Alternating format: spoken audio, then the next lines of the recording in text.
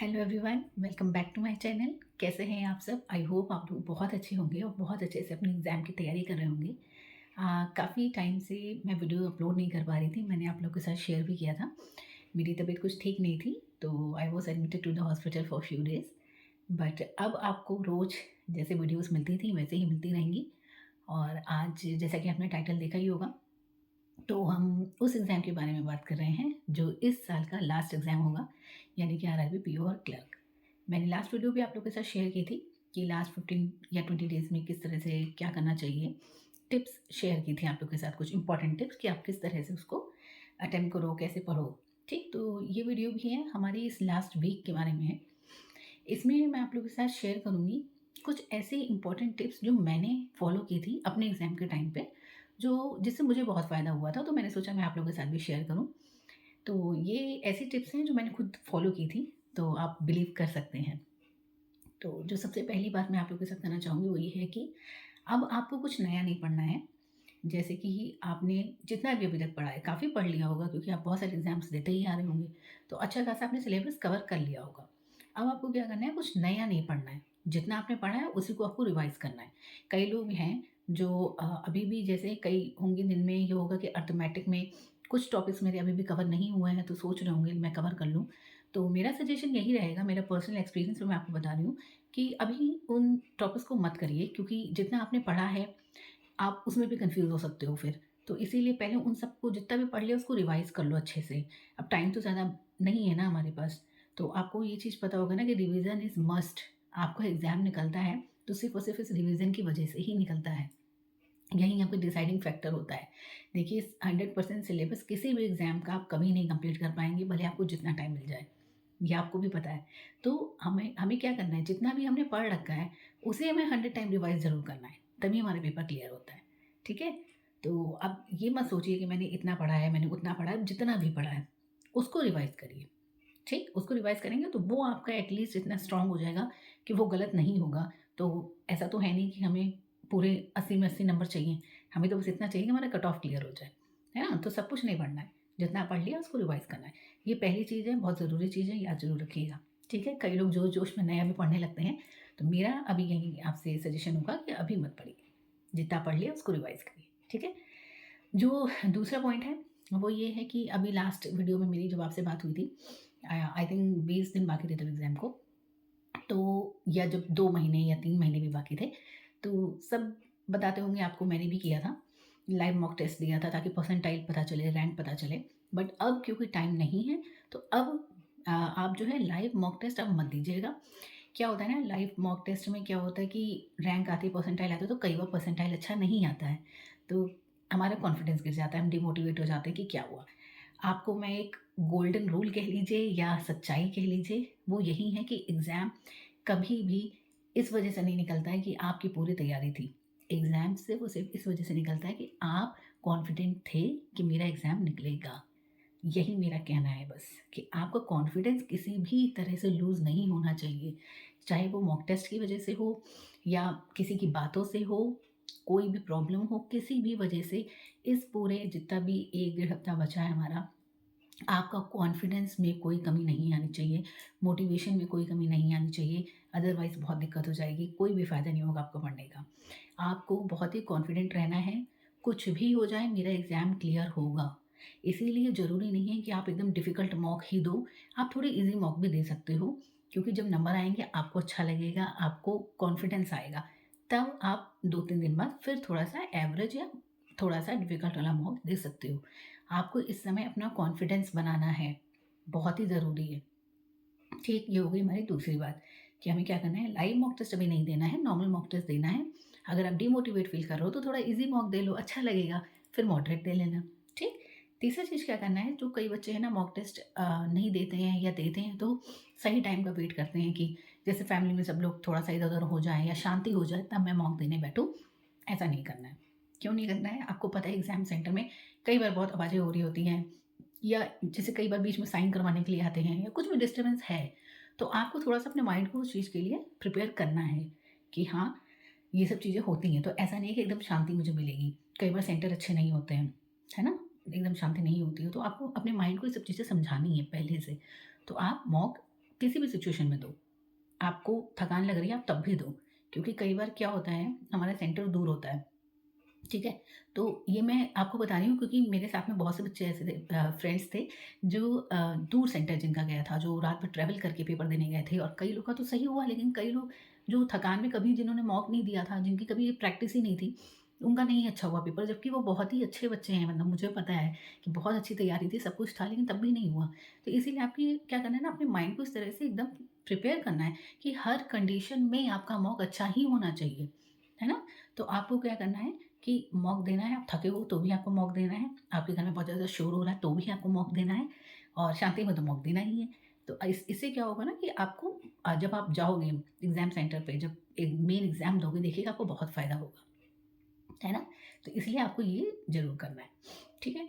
फिर हमें क्या करना है कि जितना आपने रिवीज़न कर लिया, मॉक दे लिया, और ये आपको अभी तक पता चल ही रहा होगा आपके एवरेज कितने नंबर आ रहे हैं।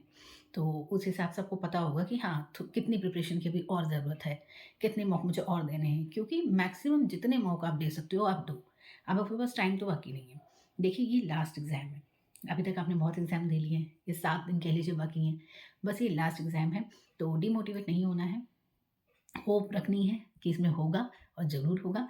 कई बच्चों का शायद ये लास्ट चांस होगा, तो एकदम कॉन्फिडेंस में कमी नहीं आनी चाहिए बिल्कुल भी, ठीक है? इसके अलावा जो एक छोटी-सी एडवाइस मैं दूँगी कि कई बच्चों को ना पेन पेपर पे नोट करके सॉल्व करने की आदत होती है। तो आप बिल्कुल भी हेजिटेट मत करिएगा कि बाकी बच्चे तो पेन पेपर यूज़ नहीं कर रहे हैं, मैं छोटी-छोटी चीज़ लिख रही हूँ। बिल्कुल भी हेजिटेट मत होइएगा, अपने में फ़ोकस करिएगा। आपकी अगर ये आदत है, आप मॉक में भी ये करते आए हो, तो वही करिएगा। कुछ भी वहाँ मेन सेंटर पे जाके कुछ भी बदलने की ज़रूरत नहीं है, ठीक है? आप 3-4 महीने में जिस तरह से पढ़ते आए हो, आप वैसे ही पढ़ो। आप जैसे क्वेश्चन अटेम्प्ट करते आए हो, आप वैसे ही करो, ठीक है? तो जैसे आप एग्ज़ाम सेंटर पे गए, मान लीजिए क्वांट की हम एग्ज़ाम्पल ले लें, कोई डीआई आई है, जिसमें डेटा आपको क्लियर नहीं समझ में आ रहा है, आपको बार-बार देखना पड़ रहा है, क्योंकि कई बार क्या होता है, हम जो जैसे मान लो टैबुलर हो गया, है ना? तो उसमें कई बार लिखा ही होता है ऊपर डेटा, तो हमें नहीं नोट करना पड़ता। बट जैसे कई बार लाइन ग्राफ करके आता है जो डीआई, उसमें ना डेटा होता नहीं है, हमें बार-बार मैच करना पड़ता है। अगर आपको दिक्कत लग रही है, 1 सेकंड भी वेस्ट मत करो, बिल्कुल भी सोचो मत, तुरंत नोट कर डालो, ठीक? ये आपके ऊपर है कि आप किस तरह से करते हो। अगर आपको नहीं दिक्कत होती है, तो कोई प्रॉब्लम ही नहीं है, लेकिन अगर आप इस तरह से सॉल्व करते आए हो, एग्ज़ाम सेंटर पे जाके अपनी कोई भी आदत बदलना नहीं, दूसरे बच्चों को देख के। जो आप करते आए हो वही करो, ठीक है? फिर हमें क्या करना है, नेक्स्ट हमें जो ध्यान रखना है कि जैसे ये आपका एक हो सकता है तरीका हो पेपर अटेम्प्ट करने का। कई बच्चों का होता है कि वो जैसे क्वांट में कर रहे हैं तो कुछ टॉपिक्स वो पहले कर लेंगे, शायद नंबर सीरीज़ हो सकता है पहले कर लें, डीआई बाद में करें। कुछ बच्चे सिर्फ़ जैसे पेपर आया, पहला क्वेश्चन जो आया वहीं से शुरू कर देते हैं। तो ये जो भी आपका एक स्ट्रैटेजी, जो आपकी पर्सनल स्ट्रैटेजी एक होती है, जो भी है आपकी स्ट्रैटेजी, आप वो फ़ॉलो करो, उसको चेंज मत करना, ठीक है? और अब 7 दिन बाकी है तो बिल्कुल चेंज मत करना। कुछ भी चेंज अब नहीं करना है। जो हमें करना था 2-3 महीने पहले करना था, अब हमें कोई चेंज नहीं करना है, ठीक है? तो आप अपना वैसे ही अटेम्प्ट करना, कोई दिक्कत नहीं होगी। इसके अलावा आपको क्या करना है, बहुत ही ज़्यादा शांत रहना है, कूल रहना है, बिल्कुल पैनिक नहीं करना है। कुछ बच्चे एग्ज़ाम के पहले बहुत ज़्यादा पैनिक हो जाते हैं, इस वजह से पूरा एग्ज़ाम खराब हो जाता है। देखिए, कोई भी एग्ज़ाम ऐसा नहीं है जो आप क्लियर ना कर सकें। क्योंकि अगर वो एग्ज़ाम बना है, वो उस तरह से ही बना होगा। अगर बच्चे क्लियर कर रहे हैं, तो यानी वो ऐसा है कि इसको क्लियर किया जा सकता है, तो क्यों नहीं क्लियर हो रहा है? सिर्फ़ और सिर्फ़ ना यही जो छोटी-मोटी चीज़ें, पढ़ाई में कभी कमी नहीं होती है। पढ़ते तो हम बहुत हैं, मेहनत भी करते हैं। कमी पता है कहाँ हो जाती है? जो ये लास्ट दिन बाकी होते हैं ना, इसमें हम क्या करते हैं, कई बार हम नई स्ट्रैटेजी ही फ़ॉलो करने लगते हैं। तो या कई बार हम क्या करते हैं कि अपनी अप्रोच ही बदल देते हैं, कुछ लोगों का सुनकर। या हम पैनिक कर जाते हैं। तो हमें ये सब नहीं करना है। देखिए, जो इस वीडियो में भी मैं आपको जो बातें बता रही हूँ, बहुत ही बेसिक सी बात बता रही हूँ। बहुत ही ऐसी एडवाइस है ये जो मैंने खुद फ़ॉलो की थी। मैं कोई आपको स्ट्रैटेजी ऐसी स्ट्रैटेजी नहीं बता रही हूँ कि आप ये सब्जेक्ट पहले कर लो, तो ये सिलेबस ऐसा कर लो। नहीं, क्योंकि वो आपको आता है। मुझसे ज़्यादा अच्छा ही आता होगा। तो वो नहीं मैं आपको बता रही हूँ। मैं आपको ये बस छोटी-मोटी बातें जो है ना, जो हमें सबको पता भी है, लेकिन कहीं न कहीं हम इतना ज़्यादा पैनिक हो जाते हैं और इतना ज़्यादा कई बार सोच लेते हैं, काश कि एग्ज़ाम निकल जाए। इस चक्कर में ना वो सब चीज़ें हम भूल ही जाते हैं।